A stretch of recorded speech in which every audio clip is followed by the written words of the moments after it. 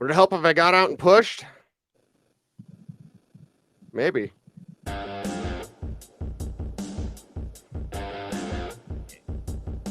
Andrew Mason typing feverishly again. Tell him to chill, Mace. Tell him I got you for 30 minutes. Oh, I got myself into something I shouldn't have. Oh, no, not Andrew Mason. No. The USF people aren't happy about me suggesting they go to the Pac-12 when I'm like, you want to stay in the American Conference? You want to have, where you win the men's basketball regular season title and you go to the NIT? I mean, yeah, everyone in the American Athletic Conference should be looking for the first ticket out if they can find it, even if that ticket means being in a conference with Oregon State and San Diego State and CSU. Anyway, rant over. Yeah.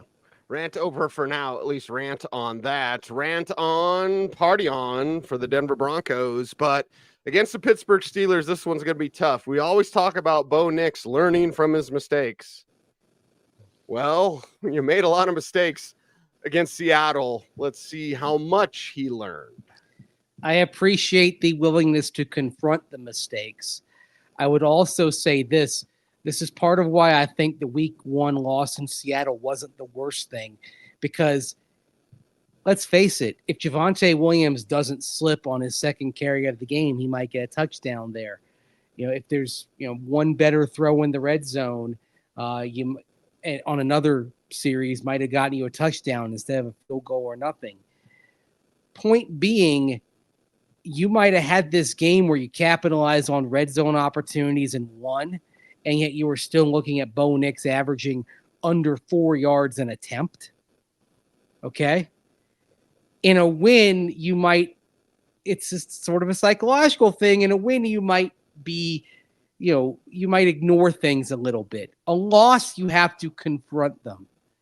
It's very possible, Cease, losing this game makes more winning down the line possible. We're sitting here 4 days from how Seattle turned out. I'm thinking, hey, I'm okay with that. Well, we talked off air like, wow, they're really hard on themselves this week. And you asked the question, what does that mean? What's it mean is they're going to bounce back? You hope so. This is a tough pass rush in which to try to bounce back. Let's be fair. Yeah, it's a tough everything. Like, at least Seattle, you had the inside to pick on. With Pittsburgh, I don't know what you do, because they have talent at all 3 levels. So it's not like, oh, they're susceptible against a draw play. No, they're susceptible against a Texas route. Not really. You don't go after Joey Porter Jr. I mean, overall, they're weaker at corner. They're not as deep at corner as Seattle is. They're better at safety. They're better on the edge. They're better interior defensive line, right? I mean, Keanu Benton, everybody. But they're coming to Denver. You're going to be able to operate without having to go silent count. We've heard from multiple players say, hey, that was an issue. We heard it from Adam Troutman talking about communication yesterday. Josh Reynolds talked about communication yesterday. So you're going to have some things that help you along here. But, yeah, and Michael's saying Sean Payton needs to learn from his mistakes. Joe Lombardi got up there today and said, and pointed to the coaching as well. And Sean Payton has said that he needed to be better. He said it, I think, both Sunday and Monday as well. So I don't think he has thrown people under the bus. I think he's taken responsibility for it too. Yeah, all of them are pointing to themselves. They're pulling the thumb instead of pointing the finger, and I like that. Since you mentioned that Lombardi clip, I should just go ahead and play it because he talks about a bad offense. They were a bad offense. Here's what Coach Lombardi had to say. Well, just how bad we played, how much better we can play. It's not not what we saw in practice every day, not what we saw in the preseason. All the way around. And then, some guys were pushing too hard. We slipped a few times. We had a couple drops. There's just, it's always the loser's lament, but there's just a bunch of stuff that we saw that we don't think is indicative of who we are, and you look at it, 2 or 3 drops, guys, I don't know if we had a yard of run after the catch, some runs that we probably didn't scheme up well enough that put our, off the coaches, we put ourselves in a bad position. Some cuts that we could have made that we didn't, a couple fumbles, a couple interceptions. Just, our defense gave us an opportunity to really put the game away, and we didn't. But when you look at how much better we should have played, could have easily won that game. So we just got to get back to playing the way we know we can. There's a confidence there, even with a loss. Like we play better, we should have won that game. It's true. Yeah. Should have played better, should have won, didn't. And it's a results-based business in this league. So now go forth and try to do that, this time against a tougher opponent, but this time at home. And I do believe, Mace, correct me if I'm wrong, but the play that was a 5-step drop that Bo treated as a 3-step drop was the Courtland overthrow. I just from hearing Coach Lombardi talk today, and he described it, I was like, wait a second, that's the court overthrow. So we've discovered which play it was. Like, okay, well then maybe if the kid goes 5 instead of 3, because he was so flat-footed, that's why the ball sailed. And if he goes 5 and he's in a rhythm and he gets a better bounce and a better hip, movement, hip torsion, on target, on time, that's the type of play you're trying to make a big one. And Bo Nix isn't going to succeed without those types of throws either. That's the other thing. Right. Like, and it's just part of the equation here. People are salivating over that pass that Anthony Richardson had on Sunday for the Indianapolis Colts. That's not a club that Bo Nix has in his drawer or his bag drawer. Tool in his drawer, club in his bag. But he's not a tool bag. No, it's not something. The wow throws are going to be more off of timing. They're going to be set up. And when you're going 3 and out, that's the problem. You can't set things up. You can't have the echoes or the rhymes like George Lucas would say, right? You can't go back to something that you've taken all game to set up because you're going 3 and out. You can't run the ball. Again, I think the Broncos' biggest opponent in week 1 was themselves. Yeah, it's funny how we cite George Lucas on that one. Like he knows about the echoes and the rhythm and all that, and yet the guy couldn't write dialogue to save his life. But... it's about callbacks. It's about feel. It's about the hero's journey. Well, the hero's journey continues for the Denver Broncos, and they've got to do it with a kid that's out there learning. And Joe Lombardi talked about Bo Nix today. Let's hear a little bit. We've got a longer clip and then a shorter clip. Let's play the long one on Joe Lombardi talking about Bo Nix. Yeah, I think it. There was one play in particular where I think we had a chance at a big play, and he just had the wrong footwork, so he was a little ahead of the throw, which caused it to look very inaccurate. So just a couple little details like that. A couple throws that the 2 interceptions he kind of forced him in there. But there's the thing I liked the most is when we came in on Monday and watched the film. Before anything said, like he knew. And he had answers for everything, and you could see that there's going to be growth from when he makes mistakes. So, I would say that, nobody on offense, including the coaches, had a great day on Sunday. So I think everyone getting a little bit better is going to help him the most. I like that a lot. He's got the answers. He's got the answers before the questions are being asked in the review. Now, what you want that to become is having the questions when they're asked in the game. Yes. And that's where that's the final level of learning there, right? To where you've adjusted, you anticipate what's coming, you're reacting. The reason why I make the baseball comparison a lot is because I can't count the number of times I've seen a player who clearly has tools, and yet they get to the major leagues, and sometimes those first couple of months are struggle. I mean, to use the great Rockies example with Carlos Gonzalez and Jim Tracy being asked, well, how long are you going to keep him in the lineup when he's hitting like that? And he says, until he figures it out, because he figured it out every step along the way. and he ends up figuring it out at the major league level and becoming a great player for the Rockies for a few years. So that's the thing. I'm fascinated to see what comes next. It's also why I wrote that piece a couple of days ago, where I went back and I did the era adjusted passer rating thing to look at the worst week 1 rookie quarterback starts in terms of era adjusted passer rating. And on that bottom 10, you see a Matthew Stafford, you see a Terry Bradshaw, you see a John Elway. Like, okay. And then in the top 10, you see a Marcus Mariota, you see RG3, you see guys who didn't pan out. So it's not about that first game. It's what they do next. I mean, remember, people wanted to crown Drew Lock after 2 starts. And then those last 3 starts that year, Kansas City, Detroit Raiders went down. I mean, it went way down in Kansas City in the snow, but his advanced analytics in the Detroit and Raider games weren't good. He was not trending in the right direction. Teams were adjusting.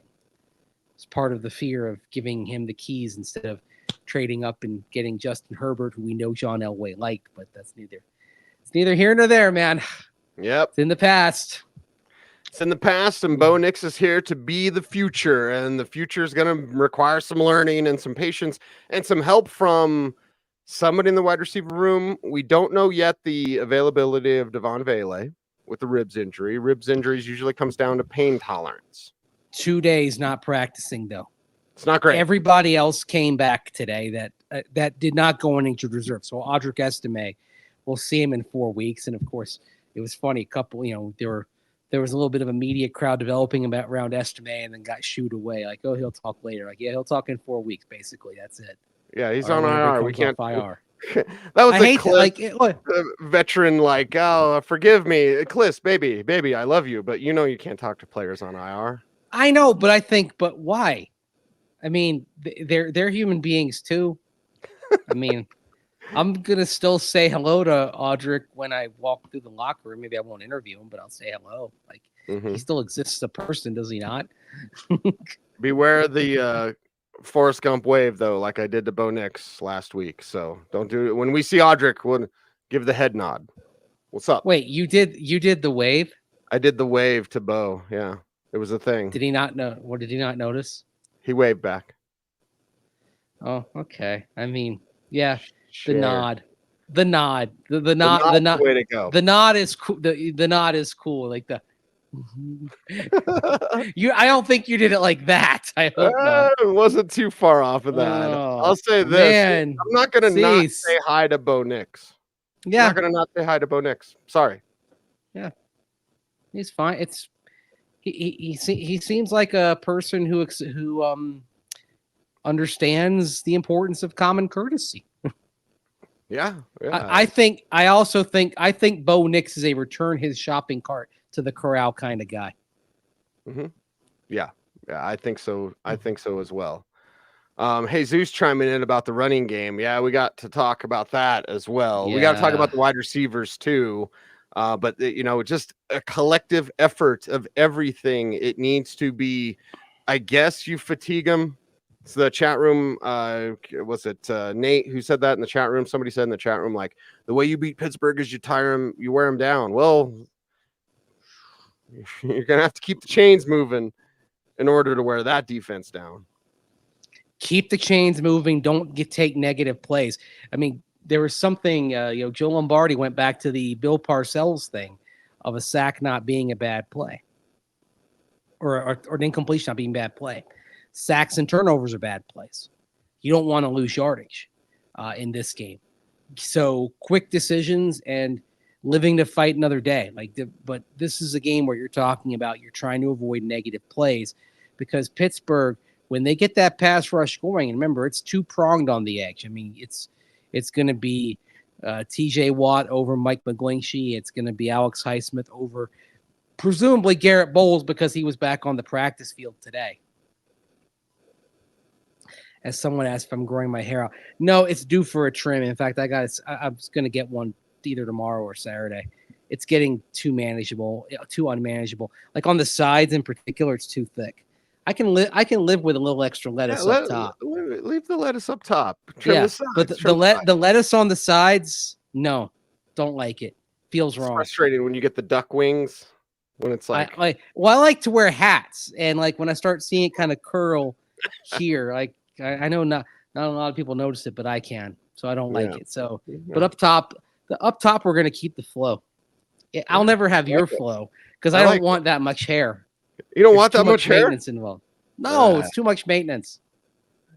Wear a slouchy beanie and you'll be good. It's orange and blue today.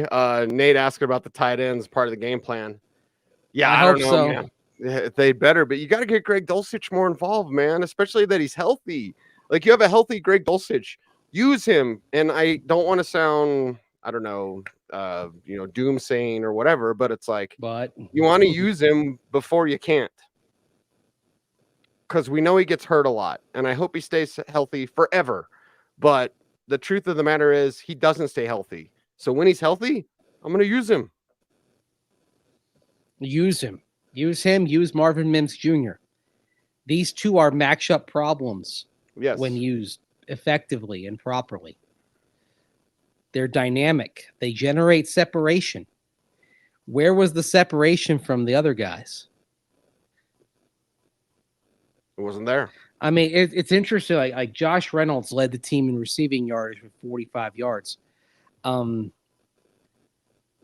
That actually for Josh Reynolds, 5 catches, 45 yards. Well, that's him. That's his game. I would take that all year long from him.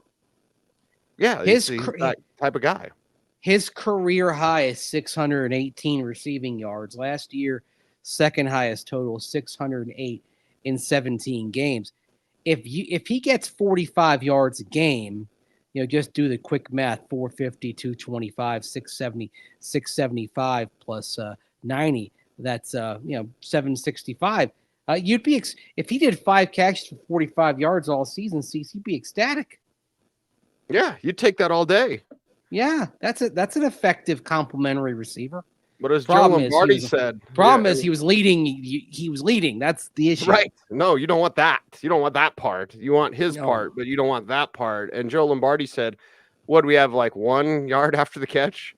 Like, oh my gosh. They didn't do a lot after the catch for the Broncos. And that's the thing. They were not yak monsters at all. In order for Bo to work, you're going to need yards after the catch because he's going to distribute the ball. He's going to take what the defense gives him, and the defense is probably wisely going to say, hey, kid, here's the underneath stuff. Dink and dunk all day. We dare you. And he'll take it. And when he takes it, you've got to be able to make a play after the catch by either breaking a tackle or outrunning an angle. All right. You want to hear how many – I'm going to give you this number. This number will surprise you, but then when I explain how they got it, you'll understand. The Broncos actually had 69 yards after the catch on Sunday, according to Pro Football Focus. Nice. 21 of them, yes, thank you. 21 of them came from Jaleel McLaughlin. Oh, jeez. The entire wide receiver core, that's Josh Reynolds, Devon Vele, Courtland Sutton, Marvin Mims Jr., and Lil Jordan Humphrey. The entire wide receiver core had 38 yards after the catch. 38 on 17 on 17 receptions. That's barely 2 yards after the catch per reception. The only missed tackle forced, one missed tackle forced by Broncos wide receivers, and that was by Devon Vele.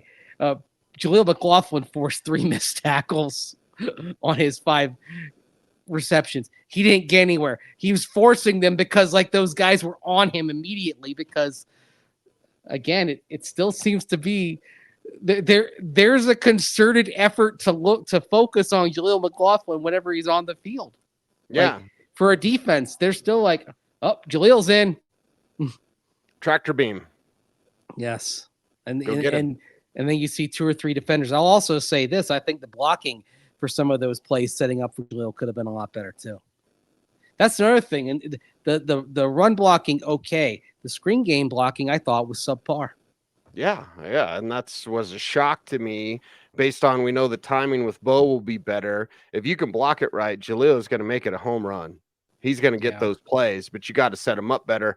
And it's why Lombardi also alluded to this about he didn't want to use the word fast, Mace, but he said how like everyone was playing a little too fast or a little ahead of themselves over their skis. In the run game. In the run game twice. Specifically, yeah. Yeah, they're playing a little over their skis because I asked him why Quinn Miners was so hard on himself. Yeah, he was like, well, he's a power player. He's been a little aggressive over his skis. He likes that analogy. He's used that a few times before. It's kind of his thing relative to Sean Payton. But the thing is, over his skis, that's very Colorado. I admire that. Yeah, it's nice. Leaning into his environment. I like it. Let's hear from Marvin Mims Jr. because I just want to set this up because I think you did a very good job here. So it was a gaggle with Marvin Mims Jr. We asked if he wanted to talk, and then the swarm formed again. Nobody can give us our own interview, can they? No, they can't. Always have to jump in. I do like the way we control the locker room interviews, though. Like it's kind of us leading the way, so I like that. So with Marvin, and with an interview like this, we're gonna get to the passing game, but the first thing is let's ask about kickoffs. Right? Warm him up. You don't want. I don't believe in throwing the fastball of a question with the first pitch. No. Okay, I'm gonna throw something off speed here. So it's questions about kickoffs, and we'll get into that. I'm actually going to put a thing up on Saturday because I thought what he had to say kind of about the adjustment he's having to make is really interesting there. So one more question comes the thing from Broncos PR, and you get in there and ask him the question. You bring up the thing about the involvement or lack thereof in the passing game. Let's just play the exchange here between you, Cecil Lammey, and Marvin Mims Jr. at the end of his scrum with media. They say a closed mouth doesn't get fed, so how do you maintain your patience with the coaching staff of trying to get a larger role on offense? Yeah, I mean, just like you said, you just kind of maintain patience, wait for things to open up, settle how they are. I mean, we got Bo being a rookie quarterback, with the first game plan going out, we didn't try to do too much, tried to keep it a little basic. But as the season goes along, we'll start opening up a little bit more and see what happens. Couple of things there. First of all, the game plan, quote, a little bit basic, unquote. A little bit basic. Accounting for the rookie quarterback. Yeah. Yeah. I got my synapses going. I was like, a little bit. Okay. All right. Is saying that the way to get more opportunities? Do you want my real answer or do you want a fake answer? Well, there's the cliche, you catch more flies with honey than with vinegar. Right. But as you also said, a closed mouth doesn't get fed.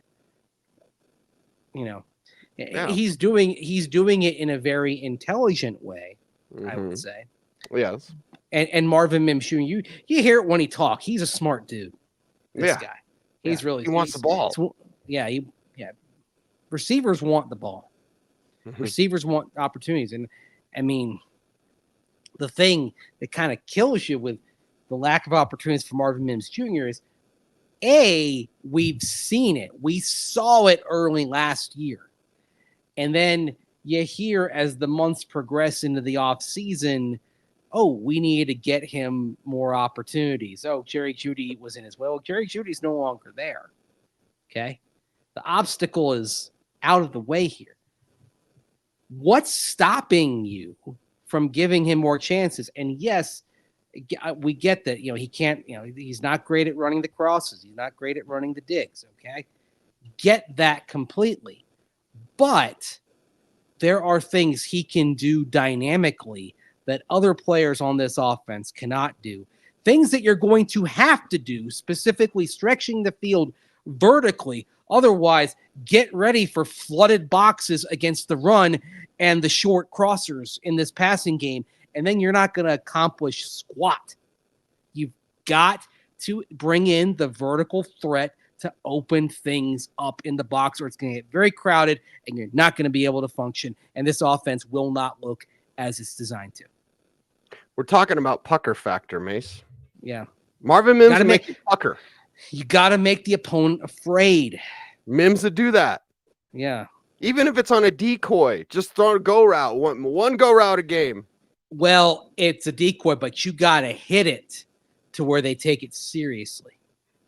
Then go hit it. It was one of the things that frustrated me last year is like they showed they could hit it, and then after the Chicago game, it basically vanished as an element of the offense. Now, some of that was not trusting Russell Wilson, but yet, what is the one thing that Russ could actually do is he could moonball it. Jeff Blake, Blake moonballing it to Courtland with the plays that were breaking down and all that, but they weren't moving. But with Marvin Mims Jr., it's moonballing it on rhythm. Okay? Not so much moonball, throwing it deep, not just way up, but throwing it deep.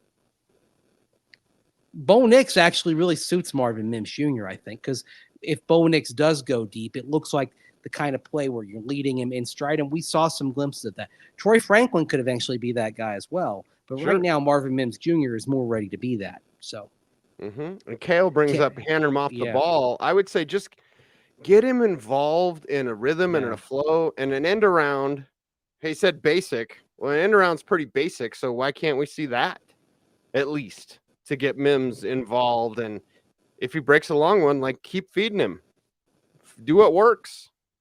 Well, at the same time, how well have end arounds and fly sweeps work for this team? Not real great. Not real great. Yeah, not great, Bob. Not great. Yeah, would you say we're pro Marvin Mims being involved in the offense on this show? I'd say yes. Yeah. I think we are. Also, while also admitting he's not ready for the complete route tree. Needs more. He doesn't have enough branches yet. I get that. That's fine.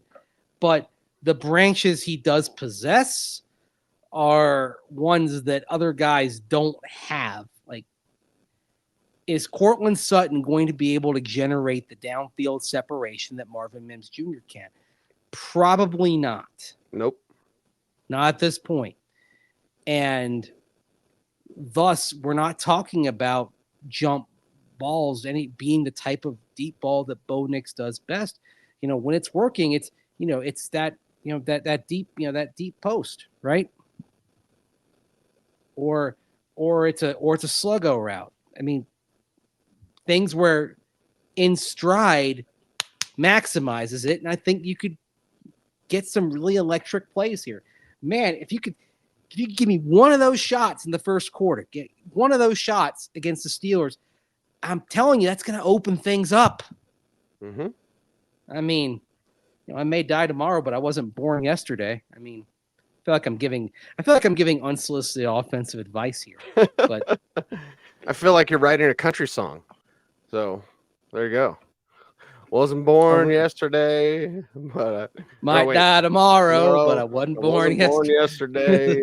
Right? I got that from Seinfeld. It's like when they start volunteering with senior citizens, and one of them says, "I wasn't born yesterday. I may die tomorrow, but I wasn't born yesterday." Mm-hmm. Rickus Rick says, "Hike the ball, throw the ball." That's the thing with Marvin Mims. He could outrun Bo's arm, and not that Bo has a weak arm, for the love of God, but like he's the type of guy. You're going to adjust defensively because here's what the Steelers do, and we'll get more into our game plan later. The Steelers stack the line and stuff the run. I've seen the future, Mace. 8 in the box is going to be a thing. And how do you beat that? You got to go over it. Over it. Attack it. And who's your best way to go over it? It's Marvin Mims Jr. Oh, hey, if you want to break Troy Franklin in on Sunday, if Javon Vele can't go, great. Break him in too. Figure it out. Mm-hmm. I think, John Fox would often say in injury-plagued seasons, I covered one of these in Carolina, 2009. as the injuries mounted, he would say, no one's coming to save us. What he was basically saying by that is, we got problems, and if we're going to figure it out, it's going to be with the guys we've got right here. This is your team, in the words of Norman Dale and Hoosiers. This is your team. This is who you have. And if it's going to succeed, it's going to happen with maximizing the gifts of the players you have on that team. Mm-hmm. And what I saw in terms of the use of Marvin Mims Jr. on Sunday, that was not maximizing his gifts. And thus, because he has some gifts that are unique among skill position players on this offense, it was limiting what this offense could do. And I think we'd like to see this offense maximize what it could do. Because, brother, what we saw on Sunday, that ain't good enough. Not by a long shot. The good thing is, the people at Broncos Park, powered by Common Spirit, they know that. They know that better than you and I do. They know that better than any of you watching this show. And that's what that gives me hope too, that they understand. You know, they're not in denial about the glitches here. Not at all. We'll see if they can fix the glitch. See if that happens or not. I like that. I always like using that. Yes. I probably use that phrase a lot more just because of that. Hold on. Well, hold on there, partner. Partner. We fixed the glitch. The glitch. So work itself out naturally. Yeah. Well, they're hard on themselves. So they were disappointed. Yep. There's a real belief in that building. They let one get away, but like I've said, I think this one getting away may lead to a win that you're not expecting later. I think this forced you to kind of confront some things, and it's going to be part of the growing process for the offense, including Bo Nix. Rudy says, just because you understand the question doesn't mean you have the answers to the test. Well, if you're Bo Nix, like you said, the answers need to come on the field. Monday answers are great, and that's very advanced for a rookie quarterback. We're praising Bo for having the answers on Monday. Here's where I messed up. Here's where I messed up. Here's where I messed up. Do that in the game next time. They have the Microsoft Surface now, Mace, but it's like the old printouts with Peyton Manning. You flip the pictures. They also, they can't use video on that. Mm-hmm. It's a bonkers thing. Like, it's in the game. It's the printouts. It's the stills. Yeah. So use the stills, learn on the fly, and fix it on the fly, and adjust better in the second half. We'll see if this team can do that. But my God, they got their hands full this week. That's for sure. And Justin Fields instead of Russell Wilson makes it even more difficult. Yeah. But yeah, I think we're going to see Justin Fields on Sunday. The question is, who's going to be the number 2 quarterback? Is Russell Wilson healthy enough to be the number 2? And boy, we had some jokes about this when we were sitting there waiting for practice today. In media, we tend to view things in terms of storylines because, especially those of us who write, we're storytellers. Okay. Probably all of us took a creative writing course at some point. Let's just say, if you were writing a story that would move the needle the most, it would break the internet, but also would have a lot of heartbreak for the Broncos, it would be Justin Fields starting, Russell Wilson coming off the bench late and leading the Steelers for a comeback win. That would hurt. Well, it wouldn't hurt James Marilat. He'd be ecstatic about it. Yeah, that would sting the nostrils, because how do you add a little extra on it? Have Russ come in off the bench. Yeah. James would be thrilled wearing. He's still going to wear that Russ jersey, that Steelers jersey, right? He's still going to wear it. Does he even have it? I haven't seen it. I haven't laid eyes on it. So I'm like, does he even have it? I'm going to call him out until I see it. Well, this end show will show whether James watches this program or not. The last few minutes here. Well, GD hope so.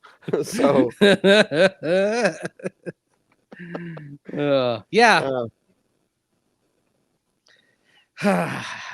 Wow.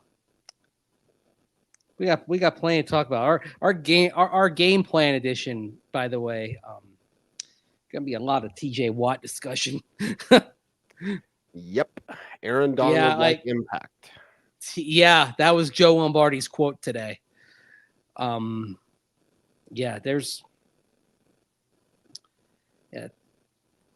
TJ's got everybody's attention. My hope is that they don't forget about Alex Highsmith, although I think he's got their attention too. But this is a pass rush that can absolutely wreck your life that the Steelers have. It's a reason why they were a playoff team last year, even though they had Mason Rudolph and Mitchell Trubisky at quarterback. Woof. Woof indeed. Yeah. I think I've got the title for the thumbnail already. What? Nightmare Fuel. Ooh. Good. Very good. It's a phrase we've thrown around here a few times. Yes. Gonna be a tough one. But to get through it, you've got us in orange and blue today. We'll be here for you. Yeah, Mace, you want to wrap up the show today? What are we doing here? What's going on? Yeah, we got to tell everyone. Gotta tell them what we'd hope you do, if you haven't done yet, and that is like, comment, share, subscribe, hit that notification bell, so that you never miss vid. You know, that's probably better than the thing that went through my mind during that, because for some reason when I said share, I thought of the singer Cher. and I'm like, boy, I'm glad we don't have a GIF or, we start singing, Right. Do you believe in life after love? Do you believe in life after a week 1 loss? I'm not sure about whether you believe in that or not, but one thing that helps make this show possible is you. We got you, babe. We believe in you. He is Andrew Mason. I am Cecil Lammey. We are Orange and Blue today, and OBT is a BFD. Thanks for watching, everyone. Stay tuned, and would you please stay frosty?